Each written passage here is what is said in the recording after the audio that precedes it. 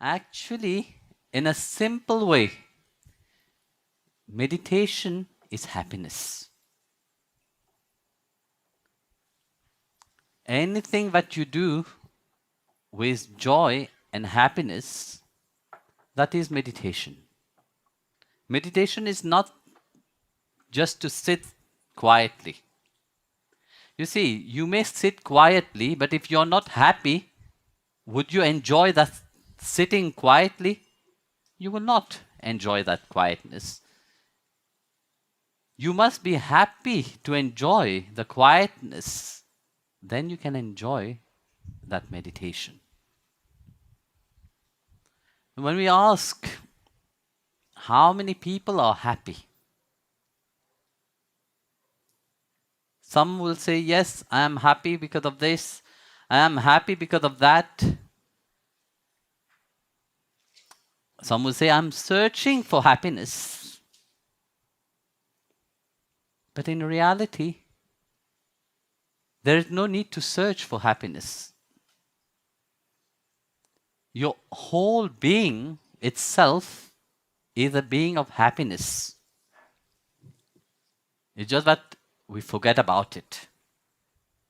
We prioritize other things. We put priority to other things. We say, yes, that thing will make me happy. We forget that that true happiness is you.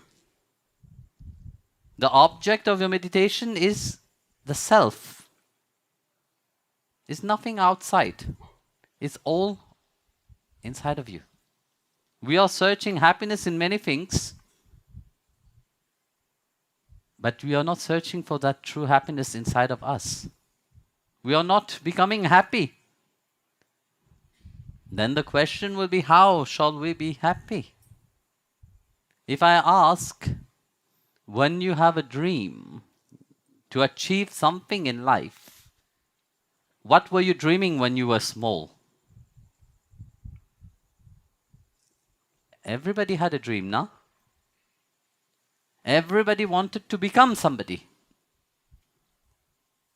But have you fulfilled that dream? Majority will say no. Why? Because we have been forced to become somebody else apart from ourselves. When you had a dream, you were going to your parents and tell that to your parents, I want to study this, I want to become that. Parents will always discourage you. They know, you can't. You have to become doctor, you have to become banker, you have to become this, you have to become that. Their dreams have been input upon you. Do you think happiness can come out of that? It can't. Because you're not living what you're meant to be living. You're not living your life as the divine God have bring you here. You see, when God sent you on earth, He have put His address, you know. He knows your address. He knows your personality. He knows your character. And then when He come to look for you, He keeps searching. Where is that person which I have sent? We have the time to meet him. This is the time I have scheduled to meet him. He come to look for you. And he see another person. He meet a different character. But he don't meet the person he have sent here to be. We think by looking at our mistake, our weaknesses, we see it as weaknesses because everybody have said that that is a weakness. You can't be that. Whenever you had a dream, whenever you wanted to be somebody, everybody said, no, you can't be that. You have to be somebody else. And you have put that so deep inside of yourself that you have forget who you are truly. You have forget that name itself, who you are. You have forget about that address, Oh, you have forget about that true self itself. Because all have been masqueraded. All have been put a mask on. And you have forgot your true identity, your true self. That reality have been covered with layers and layers. And then you want to be happy. We can pretend to be happy. We can pretend to meditate. Object of meditation is not just to enter into the silence, but into that blissful state of silence, where each moment of your life, whatever you're doing, will be infused with that incredible happiness, that true joy. That each moment, wherever you are, whatever you're doing, become meditation itself.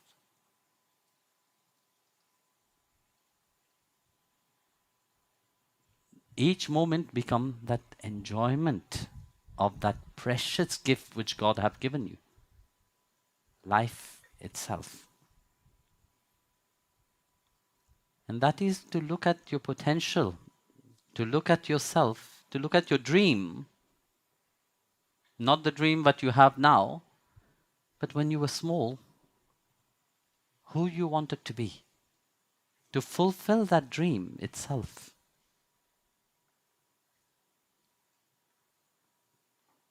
But now we look at our weaknesses, but our weaknesses can be also the strength.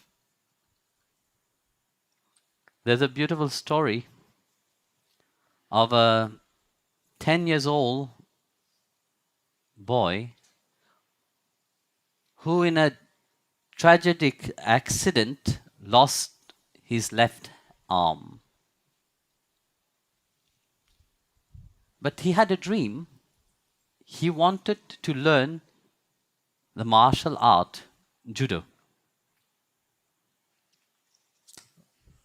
He went around looking. He was discouraged by many, but he never let go of that dream. So his father brought him to a judo master.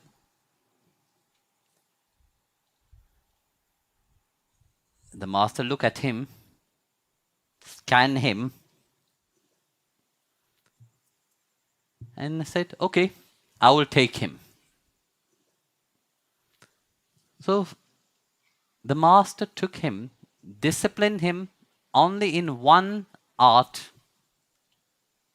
So for 3 months, he learned only that technique. So after 3 months, he was wondering, Master, he took courage and asked his master. He said, "Master, may I ask you a question?"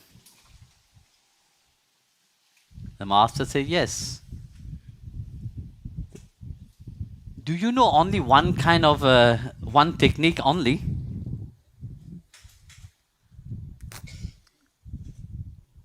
So the master smiled and didn't answer him.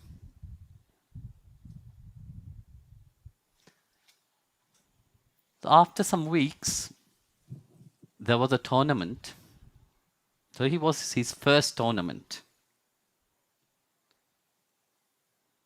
So the first 2 matches he won very easily. And on the third one, it was also very difficult. But the third tournament, he also won. So he won all 3. So he reached the final. When he reached the final, it was very tough because his opponent was very robust and very strong person.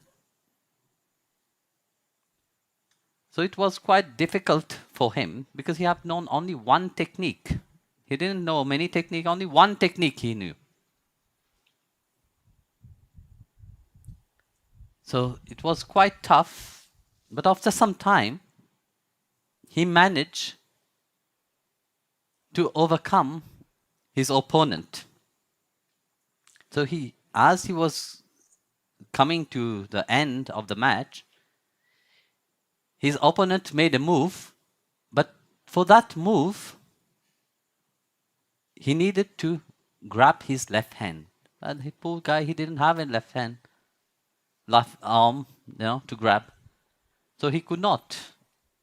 So the young guy, that 10 years old, won the final tournament. So on the way, he was asking his master, "Master, you told me only one technique. And you have made me master only that one technique." Then the master smiled and said, "Yes, this is the only one that you needed to know. And for your opponent to disarm you, he need to grab your left arm. And you don't have that left arm. So your weakness have become your strength." So very often, you see, we like to meditate upon our weaknesses. We like to meditate upon our problem. And in that, we forget ourselves completely. We forget our true identity. Because we are so much caught up in the rat race of this world that we say to ourselves, "No, I can't do it." We say to ourselves, "I can't be happy." When in reality, your whole being itself is a being of happiness. God have created you a being of light, a being of love. And that is your true identity. When we talk about meditation, radiate that happiness. Whoever you meet, let them be touched by that happiness, by that meditation. Let them be touched by that love which you have. Love is not meant only to give to one person. Give to one person, but expand it. The love that we give to our beloved is a different kind of love. But the love of who we are truly, it is a different feeling in itself. When we talk about freedom, we talk about calmness, we talk about peace, that what radiates through you. And that's what you have to be. Remind your mind continuously that you are that love.